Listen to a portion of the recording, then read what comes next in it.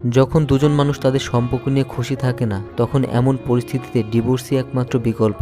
বিবাহ বিচ্ছেদের পিছনে অনেক কারণই থাকতে পারে, যদিও প্রতিটি সম্পর্কের মধ্যে লড়াই এবং মনোমালিন্য থাকেই।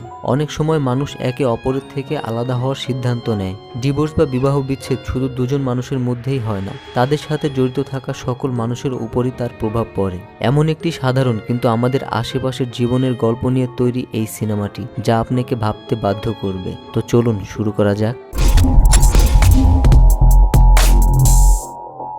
সিনেমার শুরুতে আমরা দেখতে পাই নাদির ও সিমির নামের এক দম্পতি কোর্টে এসেছে ডিভোর্সের জন্য। বিচারক সিমিরকে জিজ্ঞাসা করে বলে, আপনি কেন আপনার স্বামীকে ডিভোর্স দিতে চাচ্ছেন? আপনার স্বামী কি নেশা করে বা আপনার স্বামীকে আপনাকে নির্যাতন করে? সিমির তখন বলে, না, সেই সব কিছুই করে না, আমার স্বামী অনেক ভালো একজন মানুষ। বিচারক তখন তাকে জিজ্ঞাসা করে বলে, তবে কেন আপনি আপনার স্বামীকে ডিভোর্স দিতে চাচ্ছেন? সিমির তখন বলে, দেশের বাইরে আমার খুব ভালো একটা চাকরি হয়েছে, আমি চাই আমার সন্তান ও স্বামী নাদির সহ আমরা সেখানে চলে যাই, কিন্তু আমার স্বামী সেখানে যেতে চায় না। সে যদি আমার সাথে যেতে রাজি হয় তাহলে আমি ডিভোর্সের সিদ্ধান্ত থেকে এখনই সরে আসব। তখন নাদির বলে, আমার বাবা অনেক বৃদ্ধ আর সে খুব অসুস্থ, সে একা একা চলতেও পারে না, আমি আমার বাবাকে ছেড়ে কোথাও যেতে পারবো না। সিমির তখন বলে, বিদেশে গেলে আমাদের ভালো একটা ক্যারিয়ার হবে আর আমাদের মেয়েরও ভবিষ্যৎটা আরো সুন্দর হবে। কিন্তু নাদির এতে কোনোভাবেই রাজি হয় না। সে বলে, তাহলে এখানে যারা আছে তাদের কি জীবন নেই? সেই সাথে সে মনে করে তার বাবার প্রতি তার দায়িত্ব আছে, সে কোনোভাবেই তার বাবাকে ছেড়ে যেতে পারবে না। বিচারকের কাছে ডিভোর্সের কারণটি যথেষ্ট মনে না হওয়ায় সিমিরের আবেদনটি বাতিল করে দেয়, আর এতে সিমির রেগে গিয়ে সেখান থেকে চলে যায়। আর সেই সাথে সিমির রাগ করে নাদিরের বাসা থেকে সমস্ত কিছু নিয়ে তার বাবার বাড়ি চলে যায়। আর যাওয়ার আগে রাজিয়া নামের এক মহিলাকে কাজের জন্য রেখে যায়, যাতে বাসার কাজ ও নাদিরের বাবার দেখাশোনা করার জন্য কেউ থাকে। রাজিয়া মূলত কাজের মহিলা ছিল না, তার স্বামী অনেক ধার দেনা করায় সে বাধ্য হয়েছে এই কাজ নেয়ার জন্য, যাতে সে তার স্বামীকে কিছুটা সাহায্য করতে পারে। কিন্তু রাজিয়ার কাজ মোটেও সহজ ছিল না। সে প্রথম দিনে সেই দেখতে পায় নাদিরের বাবা জামায় প্রস্রাব করে দিয়েছে। রাজিয়া খুব ধার্মিক একজন মহিলা ছিল, সে তাই নাদিরের বাবাকে স্পর্শ করতে চাচ্ছিল না, কিন্তু স্পর্শ না করে সে কোনোভাবেই নাদিরের বাবাকে সাহায্য করতে পারছিল না। রাজিয়া তখন একজন হুজুরকে ফোন দিয়ে বলে, আমি যদি 70 বা 80 বছর বয়স্ক কোনো বৃদ্ধকে সাহায্য করি তাতে কি আমার পাপ হবে? তিনি খুব অসুস্থ। হুজুর বলে, না, তাতে তোমার পাপ হবে না। আর তখন রাজিয়া নাদিরের বাবার জামা চেঞ্জ করে দেয়। রাজিয়া প্রতিদিন তার মেয়েকে নিয়ে কাজ করতে আসতো, আর সেই সাথে সে প্রেগনেন্টও ছিল। এভাবে দিন চলতে থাকে। হঠাৎ একদিন নাদির আর তার মেয়ে বাসায় এসে দেখে তাদের দরজা বন্ধ। তারা বেশ কিছুক্ষণ ডাকাডাকি করতে থাকে। এক পর্যায়ে নাদির তার গাড়ি থেকে চাবি নিয়ে আসে, এনে দরজা খুলে ভিতরে ঢোকে। আর ভিতরে ঢুকেই সে দেখতে পায় তার বাবা বিছানার নিচে পড়ে আছে আর তার হাত বাঁধা। এটা দেখে সে খুব ঘাবড়ে যায়। সে তার বাবার নিথর দেহ দেখে নাদিরের মেয়েও কান্না করতে থাকে, কিন্তু নাদির ভালোভাবে লক্ষ্য করে দেখতে পায় তার বাবা বেঁচে আছে। নাদির তার বাবাকে সুস্থ করার চেষ্টা করতে থাকে আর তার মেয়েকে ঘরে সবকিছু চেক করে দেখতে বলে। রাজিয়া অনেক কিছু চুরি করে এখান থেকে পালিয়ে গিয়েছে।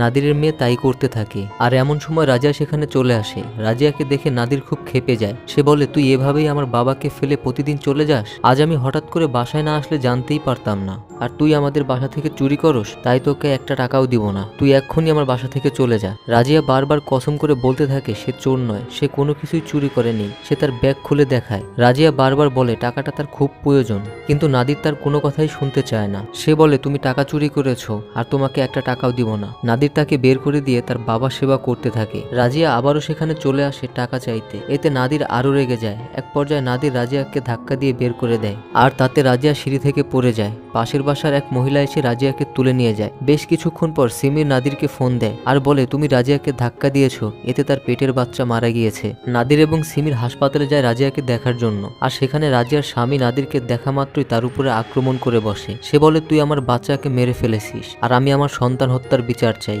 আর এরপরই মামলাটি স্থানীয় কোর্টে চলে যায়। সেখানে নাদিরের বিচারক বলে, যদি প্রমাণ হয় বাচ্চাটি আপনার কারণে মারা গিয়েছে তাহলে অন্তত 3 বছরের জেল হবে আপনার। নাদির তখন বিচারককে বলে, আমি জানতাম না রাজিয়া প্রেগনেন্ট ছিল, আর যদি জানতাম তাহলে ধাক্কা তো দূরের কথা, আমি ওর সাথে খারাপ আচরণই করতাম না, এমনকি আমি ওকে কাজেই রাখতাম না। সেদিন রাজিয়া আমার বাবাকে বেঁধে রেখে চলে গিয়েছিল, তাই আমি আমার রাগ কন্ট্রোল করতে পারিনি। কিন্তু রাজিয়া বলে সে একদিন নাদিরের মেয়ের প্রাইভেট শিক্ষিকার সাথে প্রেগনেন্সির ব্যাপারে কথা বলছিল। নাদির সেটা শুনেছিল। এসব কথা রাজিয়ার স্বামী শুনে উল্টাপাল্টা কথা বলতে থাকে। এসব শুনে বিচারক তাকে সাবধান করে দেয়, বলে আপনি যদি এরকম করেন তাহলে আপনাকে আমরা জেলে পাঠিয়ে দিব। আর এভাবেই বিচার চলতে থাকে। এর পরের দিন বিচারে নাদিরের মেয়ের শিক্ষিকাকে ডেকে আনা হয় সাক্ষী দেওয়ার জন্য। শিক্ষিকা বলে, হ্যাঁ, রাজিয়া তার কাছে একটি গাইনি ডাক্তারের খবর নিয়েছিল, কিন্তু সেটা নাদির শুনেছে কিনা সে সেটা জানে না। নাদিরের মেয়ের প্রাইভেট শিক্ষিকার এমন সাক্ষী দেওয়ার কারণে রাজিয়ার স্বামী খুব রেগে যায়। সে শিক্ষিকার স্কুলে চলে যায় এবং বাজে ব্যবহার করতে থাকে আর তাকে কোরআন ছুঁয়ে সত্যি বলতে বলে আপনি ইচ্ছা করে মিথ্যে সাক্ষী দিয়েছেন তাই না? যদি আপনি সত্যি কিছুই না জানেন তবে কোরআন ছুঁয়ে বলুন। মামলার পরবর্তী শুনানিতে বিচারক শিক্ষিকার স্কুলে গিয়ে খারাপ ব্যবহার করার কারণে রাজিয়ার স্বামীকে 3 মাসের জেল দেয়। এটা শুনে রাজিয়া খুব ভেঙে পড়ে। সে বিচারককে বলে আমার স্বামীর মানসিক অবস্থা ভালো নয় আর সে অনেক দেনায় আছে। এরপর আমরা দেখতে পাই নাদির তার মেয়ের শিক্ষিকাকে ফোন দিয়েছে। সেদিন রাজিয়া যে ডাক্তারের নাম্বার দিয়েছিল সেই ডাক্তারের সাথে দেখা করে রাজিয়ার অবস্থা বিস্তারিত খবর নিতে পারে। কথা শেষ হওয়ার পর নাদির ও সিমিরের মধ্যে ঝগড়া লেগে যায়। তারা একে অপরকে দোষারোপ করতে থাকে। নাদির তখন বলে তুমি বাসা ছেড়ে না গেলে আর এমনটা হতো না। এসব দেখে দেখে তার মেয়েও বেশ ভেঙে পড়ছিল। নাদিরের মেয়ে নাদিরকে জিজ্ঞাসা করে যে বাবা তুমি কি মিথ্যা কথা বলেছো? নাদির তখন বলে কি মিথ্যা মা? নাদিরের মেয়ে বলে তুমি যে বললে তুমি সেদিন টিচার আর রাজিয়ার কোনো কথাই শোনোনি, তাহলে তুমি কি করে জানলে রাজিয়া কোন ডাক্তারের নাম্বার চেয়েছিল? তার মানে তুমি জানতে রাজিয়া প্রেগনেন্ট ছিল? এসব শুনে নাদির মাথা নিচু করে অনুশোচনায় বলে মা আমি যদি সত্যি বলতাম তাহলে আমার 3 বছরের জেল হয়ে যেত। তোমরা আমাকে ক্ষমা করে দিও মা, আমি ভুল করেছি। এর পরের শুনানিতে আমরা দেখতে পাই বিচারক নাদিরের মেয়েকে ডাকে। নাদিরের মেয়ে বাবাকে বাঁচানোর জন্য মিথ্যা সাক্ষী দেয়, কিন্তু তারপর থেকেই সে খুব ভেঙে পড়েছিল। এসব দেখে সিমির খুব চিন্তায় পড়ে যায়। সে বুঝতে পারে তার স্বামীর যদি 3 বছরের জেল হয়ে যায় তবে তার মেয়ের ভবিষ্যৎ নষ্ট হয়ে যাবে। তাই সে রাজিয়াদের বাসায় যায় রাজিয়ার স্বামীর সাথে দেখা করতে। সিমির রাজিয়ার স্বামীকে টাকা দিতে চায়, বিনিময়ে মামলা তুলে নিতে বলে, কিন্তু রাজিয়ার স্বামী কোনোভাবেই রাজি হচ্ছিল না। সে বুঝতে পারে এই টাকাটা তার খুব প্রয়োজন। অবশেষে সে ধার দেনার কথা ভেবে রাজি হয়ে যায়। সিমির বাসায় ফিরে এসব কথা নাদিরকে জানায়। নাদির টাকা দিয়ে মামলাটি সেটেল করতে রাজি হয় না। তখন সিমির বলে তুমি তাহলে থাকো, আমি আমার মেয়েকে নিয়ে চলে যাচ্ছি। অবশেষে নাদির মেয়ের কথা ভেবে রাজি হয়ে যায়। পরের দিন সিমির রাজের সাথে দেখা করতে যায়। সে সিমিরকে বলে আমি কোনোভাবে আপনাদের টাকা নিতে পারবো না। আমি যদি আপনাদের টাকা নিই তাহলে সেটা আমার পাপ হবে। সিমির তখন বলে এটা কেমন কথা? আমরা তোমার ক্ষতি করেছি? পাপ তো আমরা করেছি। আমরা বরং সামান্য কিছু ক্ষতিপূরণ দিতে চাই তোমাকে। রাজিয়া তখন এক অদ্ভুত কথা বলে। সে বলে কদিন আগে নাদিরের বাবা হঠাৎ করে বাড়ি থেকে বের হয়ে গিয়েছিল আর আমি তখন তাকে নিতে গেলে একটা গাড়ির সাথে ধাক্কা খেয়েছিলাম। আর সেদিনের পর থেকে আমার পেটে ব্যথা করছিল। হয়তো সেদিনই আমার পেটের বাচ্চাটা নষ্ট হয়ে গিয়েছিল। হয়তো নাদির সাহেব এতে দায়ী নয়। আর এই টাকাটা আমরা কোনোভাবে নিতে পারবো না। আর এই টাকাটা আমাদের জন্য হারাম হবে। আমি হারাম খেতে চাই না। সিমির রাজিয়াকে কিছু না বলে চলে যায়। পরের দিন সিমির ও নাদির ও তার মেয়ে রাজিয়াদের বাসায় যায়। সে সময় পাওনাদাররা সেখানে ছিল। নাদির তখন বলে আমি এই টাকাগুলো শুধু রাজিয়ার হাতেই দিতে চাই। রাজিয়ার স্বামী তখন ঘরের ভিতরে যায় রাজিয়াকে নিতে, কিন্তু রাজিয়া আসতে চায় না, কারণ সেই হারামের টাকা কোনোভাবে নিতে চায় না। রাজিয়ার স্বামী তখন খুব রাগারাগি করে। সে বলে এতগুলো মানুষের সামনে তুমি আমাকে ছোট করছো।